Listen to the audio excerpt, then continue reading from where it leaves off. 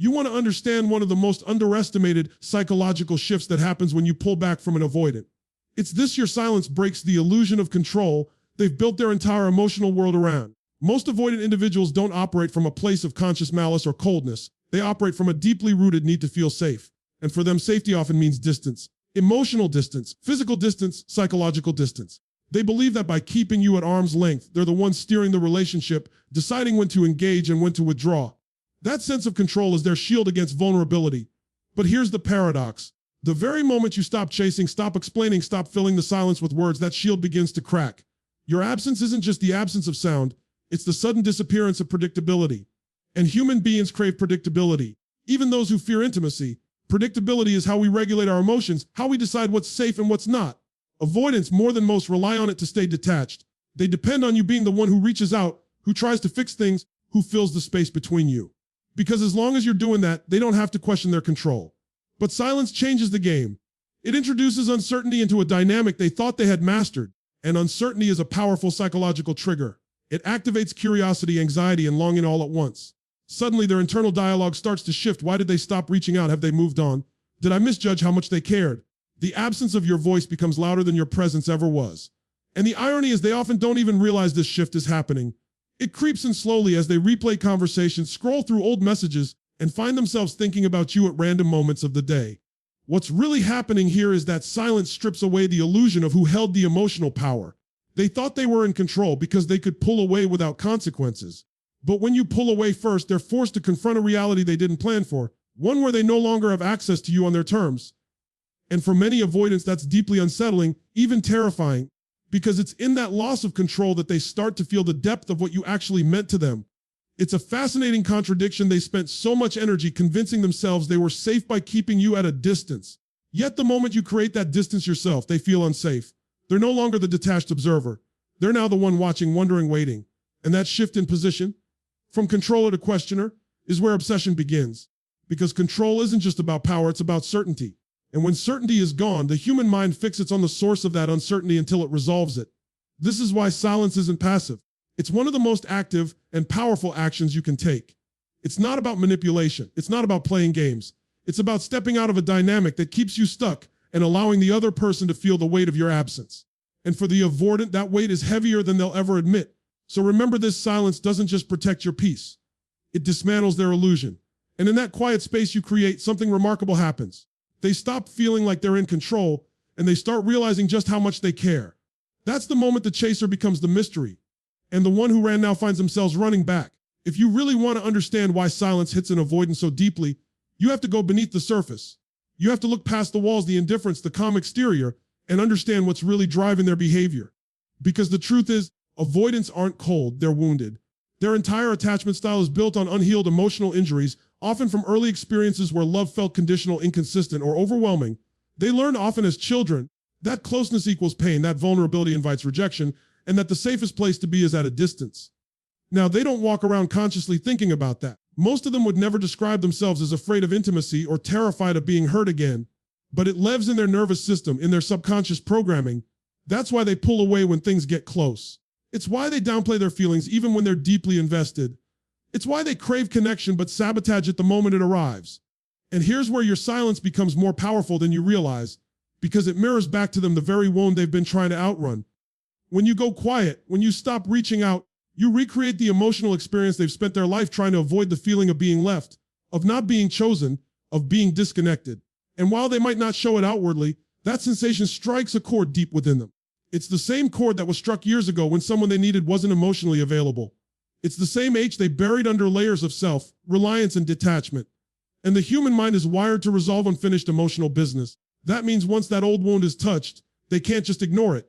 They start thinking about you more, wondering about you more, replaying what happened again and again. What's fascinating is that many avoidants misinterpret their own reactions. They don't sit there and say, "Oh, I feel abandoned again." Instead, it shows up as irritation, curiosity, restlessness. But underneath, it's that same old fear resurfacing. They feel unsettled and they don't fully know why. And in trying to make sense of it, they turn their attention toward the source of the feeling. You. They scroll your social media. They check if you're online. They remember the last conversation you had. And they do all this because your silence has activated something primal in them, the fear of losing a bond they never allowed themselves to fully acknowledge. There's also a psychological paradox at play here. Avoidants often believe they don't need anyone. That belief keeps them feeling safe. But your absence quietly challenges that belief. It forces them to confront the possibility that maybe they did care more than they admitted. Maybe they did need you in ways they weren't ready to face. And that realization doesn't happen in the noise of constant communication. It happens in the stillness of silence, when there's nowhere for their mind to hide. And here's what's even more powerful. That wound that once drove them to run becomes the same wound that now pulls them back. Because human beings don't obsess over things they don't care about. They don't ruminate on people who meant nothing. They obsess when something unresolved inside them has been triggered. And your silence, rather than pushing them away, often brings that unresolved part of them to the surface.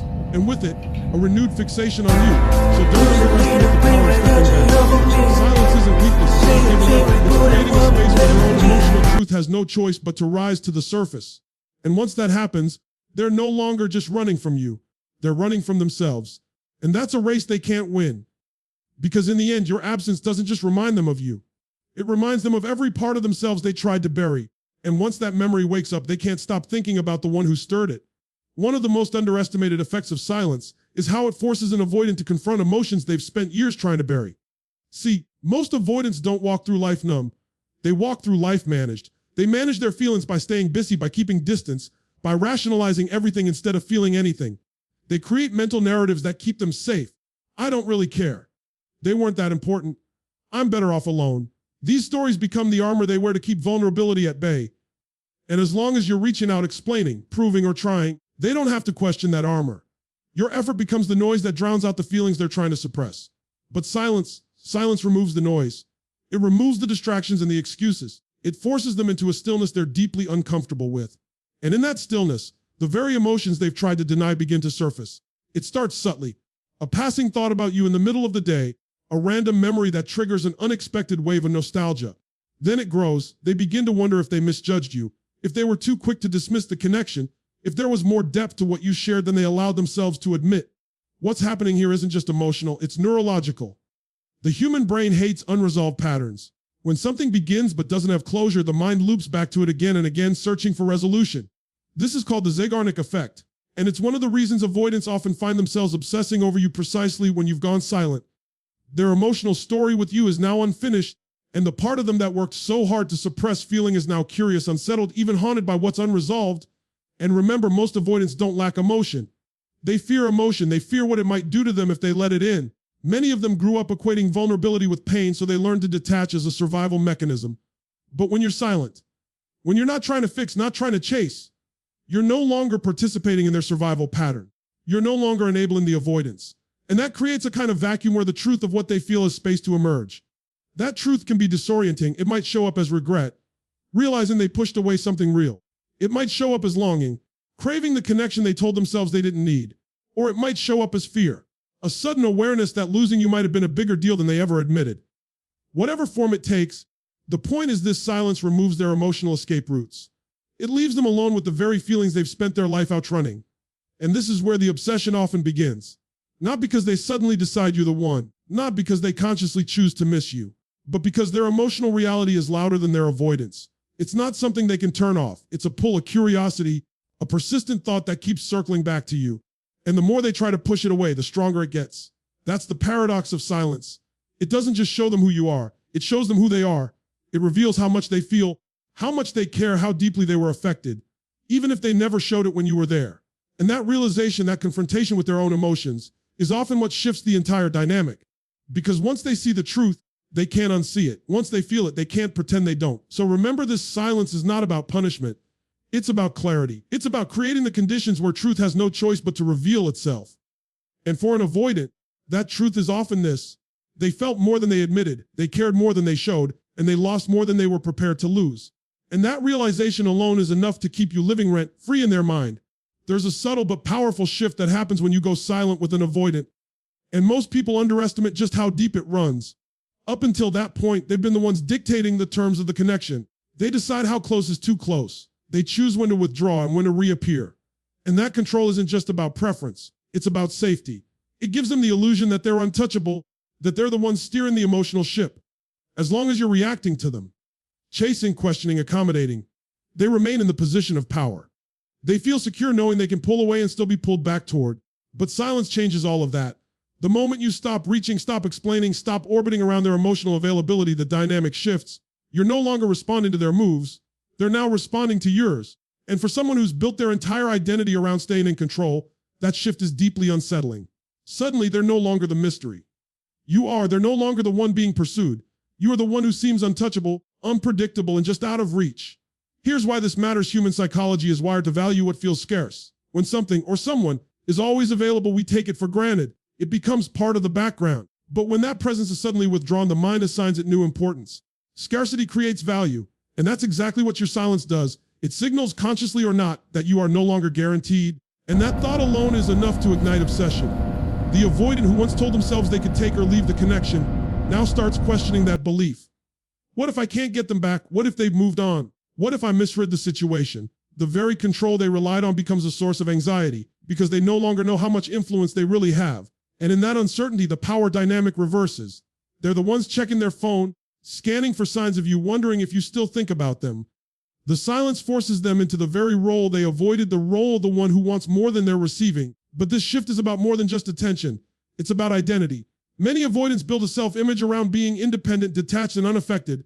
Your silence threatens that image. It forces them to question whether they're truly as indifferent as they thought.